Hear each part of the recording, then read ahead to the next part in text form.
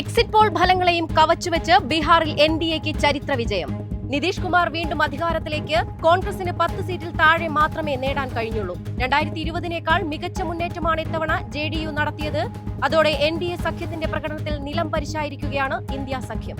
സംസ്ഥാനത്ത് തദ്ദേശ തെരഞ്ഞെടുപ്പിനുള്ള നാമനിർദ്ദേശ പത്രികാ സമർപ്പണം ഇന്നു മുതൽ. തെരഞ്ഞെടുപ്പ് വിജ്ഞാപനം ഇന്ന് പുറപ്പെടുവിക്കും.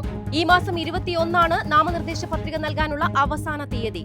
സൂക്ഷ്മ പരിശോധന ഈ മാസം 22 നടക്കും. നവംബർ 24 വരെ പത്രിക പിൻവലിക്കാം. ഡൽഹി സ്ഫോടനത്തിൽ നടപടി കടുപ്പിച്ച് സുരക്ഷാസേന. സ്ഫോടനത്തിൽ ചാവേറായ ഭീകരൻ ഉമർ നബിയുടെ വീട് സുരക്ഷാസേന തകർത്തു. ഇന്ന് പുലർച്ചെയായിരുന്നു സംഭവം. ഉമർ നബിയുടെ പുൽവാമയിലെ വീടാണ് സുരക്ഷാസേന സ്ഫോടക വസ്തു ഉപയോഗിച്ച് തകർത്തത്. KSRTC ബജറ്റ് ടൂറിസം നേട്ടത്തിൽ. 2021 നവംബറിൽ ആരംഭിച്ച ബജറ്റ് ടൂറിസം സെൽ വഴി ഇതുവരെ 13.88 ലക്ഷം യാത്രക്കാരാണ് വിവിധ വിനോദ തീർത്ഥാടന കേന്ദ്രങ്ങൾ സന്ദർശിച്ചത്. 2022-ൽ 13.54 കോടിയായിരുന്നു വരുമാനമെങ്കിൽ ഈ വർഷം ഒക്ടോബർ 31 വരെ 33.06 കോടി രൂപയാണ് നേടിയത്.